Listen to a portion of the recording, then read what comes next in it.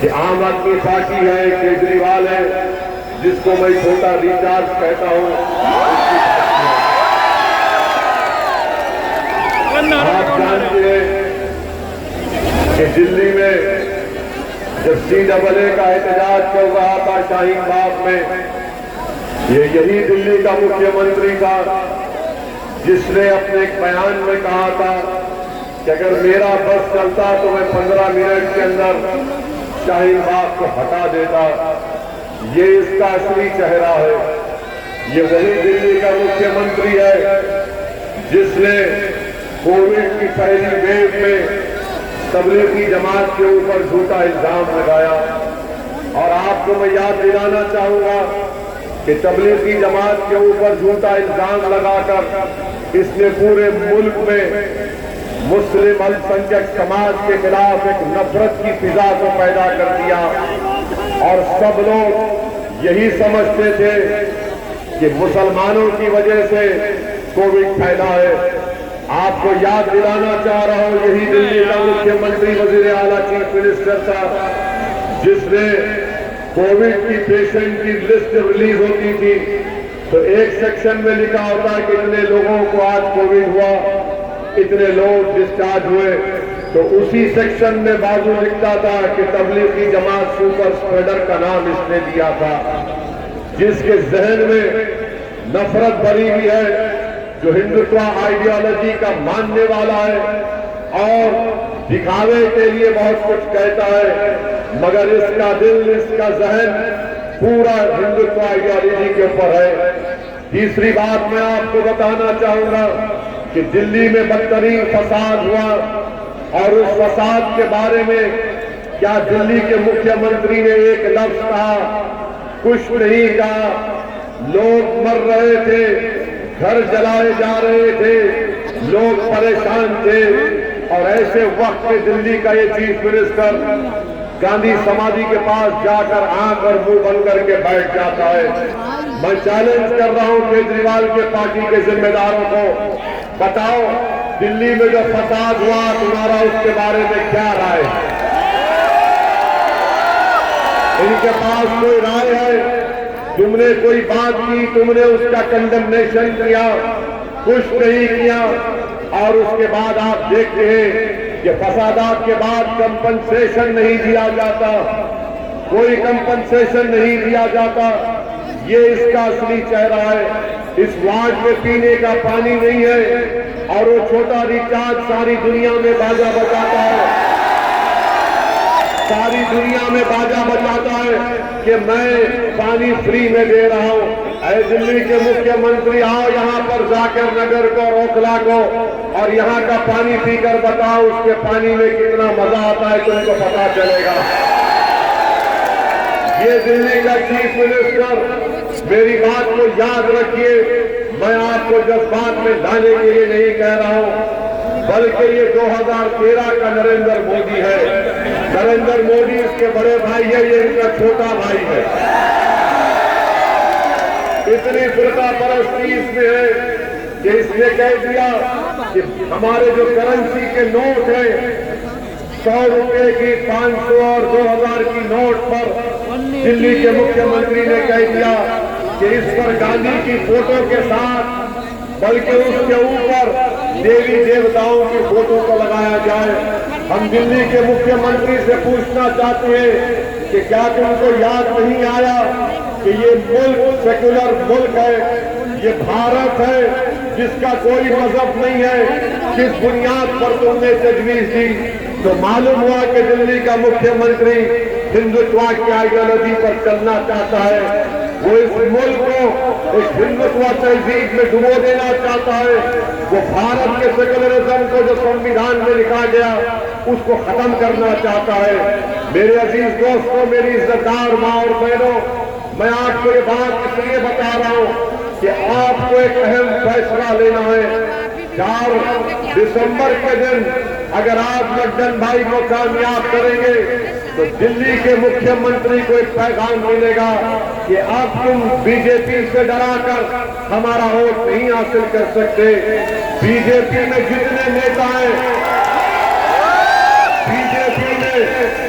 BJP में जितने leader हैं उसमें से एक लीडर केजरीवाल की पार्टी से बीजेपी में गया।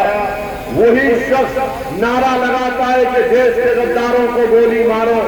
क्या आपने कभी सुना दिल्ली के मुख्यमंत्री के जबान से कि वो उस नारे के खिलाफ कुछ कहता है? कुछ नहीं कहता है ये। क्या तुम पूछिए, ये केजरीवाल की पार्टी से पूछिए कि बिल्किस बानो पर तुम्हारी राय क्या है?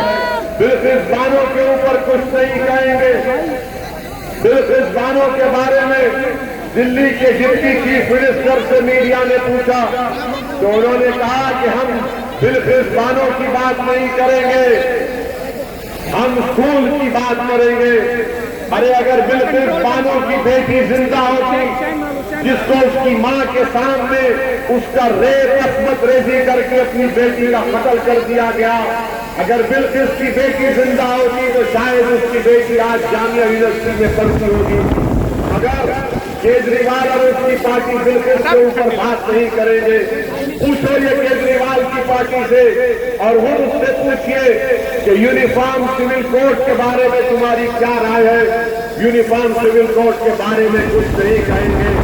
तो मेरे अजीज दोस्तों, मेरी इज्जतदार माँ और बहनों, ये लड़ाई इस चीज की भी होनी चाहिए कि क्या हम दिल्ली के मुख्यमंत्री को, जो हिंदुत्व आइडियोलॉजी का खुला सपोर्टर है, वो आइडियोलॉजी जो सावरकर ने लिखी, उसको मानता है, इस देश को एक थ्योरेटिक कंट्री बनाना चाहता है, क्या आप ऐसी पार्टी को वोट देंगे या फिर ऐसे शख्स का साथ देंगे जिसने इस वार्ड में अपनी खिदमत का एक रिकॉर्ड अंजाम दिया? क्या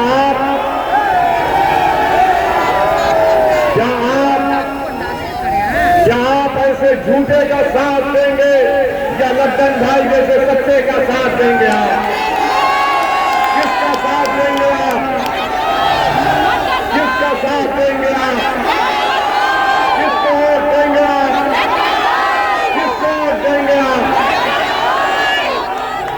मैं आपसे अर्ज कर रहा हूं कि आप अपने वोट का सही इस्तेमाल करिए।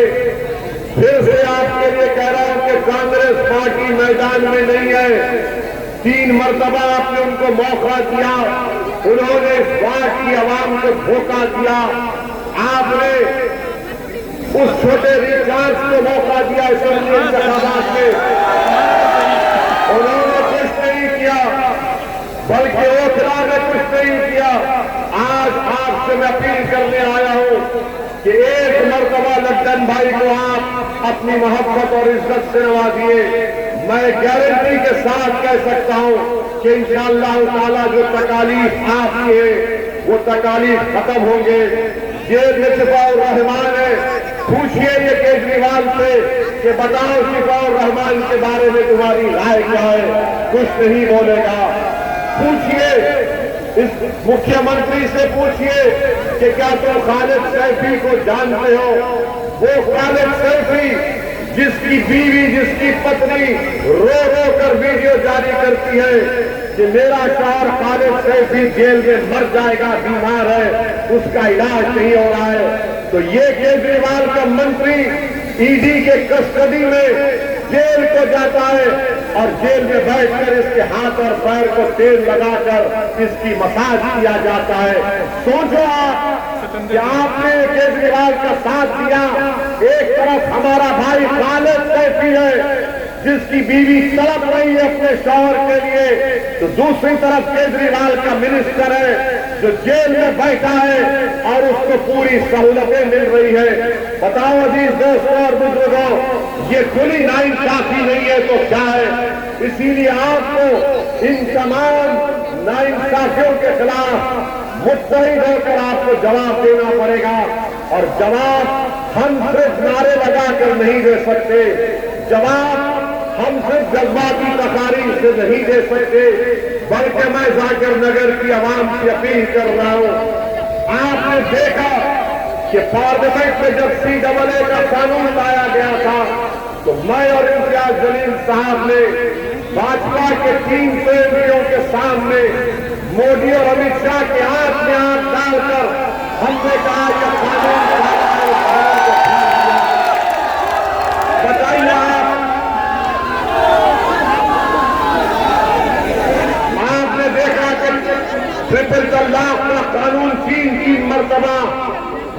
मोदी की हुकूमत ने लाया, तीन मरतबा हमने दलाइल के साथ उस कानून को कहा कि ये खवातीन और महिलाओं के खिलाफ है। आपने देखा कि यूएपीए का कानून अमित शाह जुलाई 2019 में लेकर आते हैं और ऐसा गंदा अमेंडमेंट लेकर आया कि दिल्ली में एनआईए का कोई भी इंस्पेक्टर किसी भी जगह पर बैठे शख्स को टेररिस्ट का ऐलान कर सकता है, उसको टेररिस्ट घोषित कर सकता है। कौन उस यूएपीए अमेंडमेंट कानून के खिलाफ बोला? पूछो ये केजरीवाल से, क्या इसने यूएपीए कानून का साथ नहीं दिया? आज उसी यूएपीए के कानून में खालिद सैफी जेल में सड़ रहा है, कई नौजवान बच्चे और बच्चियां जेल में सड़ रही है। पूछो ये कांग्रेस पार्टी से, यही कांग्रेस पार्टी ने यूएपीए अमेंडमेंट बिल का अमित शाह के लाए कानून का लोकसभा में सपोर्ट किया। किसने उस कानून की खिलाफ वर्जी की? किसने उस कानून के खिलाफ वोट किया? तो नाम आएगा असदुद्दीन ओवैसी का और इम्तियाज जलील का। मेरे अजीज दोस्तों और बुजुर्गों, हर मसले पर हिजाब का मसला उठा कर्नाटका में सबसे पहले उसकी तारीफ में बोलने वाले का नाम मजलिस इत्तेहाद मुस्लिमीन है। पूछिए, ये कांग्रेस से पूछिए, ये छोटा रिचार्ज से पूछिए, बोलो हिजाब के ऊपर तुम्हारी राय क्या है? तो नहीं बोलेंगे। अरे आपके हर मुद्दे पर, हर मसले पर हम बोलते हैं। अब चुनाव आया है तो जो खामोश बैठे आप क्या उनको वोट देंगे या जो आपके लिए डर करे सदाए जवाब पूर्ण करते? याद रखिए, वोट देना तो आपका काम है, मगर अगर आप खामोश रहने वालों को वोट देंगे तो खुदा ना खास्ता ऐसा वक्त आ जाए कि हम तमाम को ये लोग खामोश कर देंगे। यकीनन भाजपा को हराइए, मोदी को हराइए। हमारी भी ख्वाहिश ये है कि बीजेपी हारे, मगर बीजेपी क्यों जीत रही है? बीजेपी क्यों जीत रही है? बीजेपी इसलिए जीत रही है क्योंकि कांग्रेस और केजरीवाल नरेंद्र मोदी के नक्शे कदम पर चलते हुए भारत की सियासत से मुसलमानों को गायब कर दिया। आज तक केजरीवाल के पास उसकी जबान पर मुसलमान का नाम आता, न कांग्रेस के पास लफ्ज़ मुस्लिम आता है। बताओ आप फिर क्या करने वाले हैं? आप याद रखिए, हम हर बार एक महीने का इंतजार नहीं कर सकते। सियासी ताकत के जरिए हम तब्दीली पैदा कर सकते हैं। इख्तियार किसी के पास चला जाए, मगर आपका नुमाइंदा होना जरूरी है। अगर लड्डन भाई कामयाब होंगे और होंगे इंशाअल्लाह ताला, अगर ये कामयाब होकर एमसीडी के उस चैम्बर में जाएंगे तो आप पूरा उम्मीद रहिए कि वो आवाज उठाएंगे। सिर्फ जाकिर नगर के बारे में हमारी बहन नहीं लड़ेगी, बल्कि दिल्ली में जहां कहीं भी नाइंसाफी होगा, लड्डन भाई और हमारी बहन उस नाइंसाफी के खिलाफ उठेंगे और लड़ेंगे। आज आपको लड़ने वालों की जरूरत है। आज आपको अपनी आवाज को उठाने की जरूरत है। बताइए कौन है आपकी आवाज? क्या केजरीवाल तुम्हारी आवाज है? क्या ये छोटा रिचार्ज तुम्हारी आवाज है? क्या कांग्रेस तुम्हारी आवाज है? क्या भाजपा तुम्हारी आवाज है? तो फिर तुम्हारी आवाज कौन है? बताओ कौन है तुम्हारी आवाज? कौन सी पार्टी तुम्हारे लिए लड़ती है? तो आज आपको लड्डन भाई का साथ देना है। इस शख्स को आप अपने इतिहास और अपनी दुआओं से नवाजिए। बड़े मुश्किलात का सफर इसने तय किया है, बड़े मसाइब और मुश्किलात का सामना किया है। मैं लड्डन भाई का शुक्रिया अदा करता हूं कि उन्होंने बहादुरी से फैसला लिया है और आपको ये सोचना है और सोच समझकर 4 दिसंबर के दिन अपना एक वोट लड्डन भाई को देकर पतंग के निशान पर आप कामयाब करेंगे ना? कामयाब करेंगे ना? आप तमाम कामयाब करेंगे लड्डन भाई को? पतंग के निशान पर बटन दबाएंगे।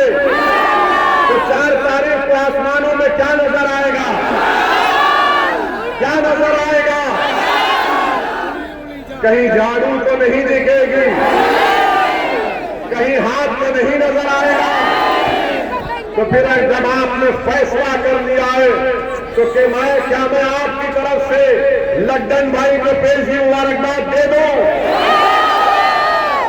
मैं दे दूं उनको। वो लड्डन भाई आवाम ने वादा कर लिया आपको।